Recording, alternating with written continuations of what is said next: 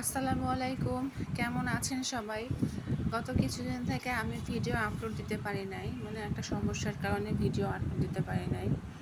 তো যাই হোক, আজকে আবার একটা ভিডিও আপলোড করব।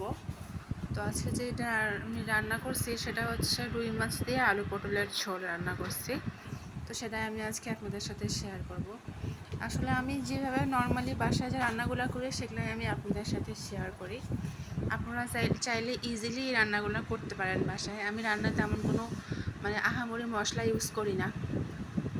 অ্যাজ ইউজুয়াল বাসা যেটা থাকে সবসময় সেটাই রান্না আমি সেদিন মশলাগুলো দিয়েই আমি রান্না করার চেষ্টা করি। তো এখন পর্যন্ত যারা আমার চ্যানেলটা সাবস্ক্রাইব করেন নাই তারা অবশ্যই আমার চ্যানেলটা সাবস্ক্রাইব করবেন, আর আমার সাথে ফলো দিবেন, লাইক করবেন, কমেন্ট করবেন, আর আমার ভিডিওগুলো ভালো লাগলে অবশ্যই সবার সাথে শেয়ার করবেন আশা করব। আমাকে অবশ্যই কমেন্টে জানাবেন আমার ভিডিওগুলো যদি ভালো লাগে, তাহলে আমি আরও নতুন নতুন কাজ করতে পারবো, নতুন নতুন ভিডিও আপলোড করতে পারবো। আপনাদের সহযোগিতা থাকলে, আপনাদের একটা কমেন্ট আমাকে অনেক অনেক অনুপ্রেরণা যোগায়। তো এই তো আমি মাছগুলো এখানে ভাজে নিয়েছি।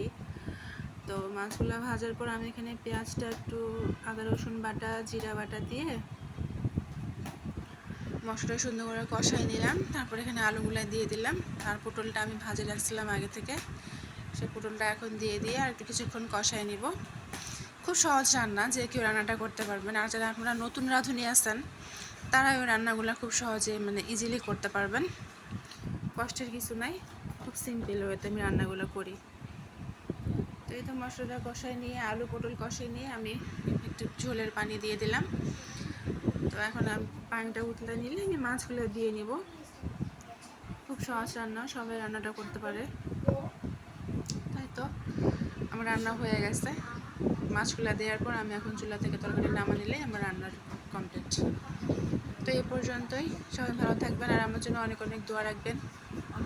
আজকে এই পর্যন্তই, আল্লাহ হাফেজ।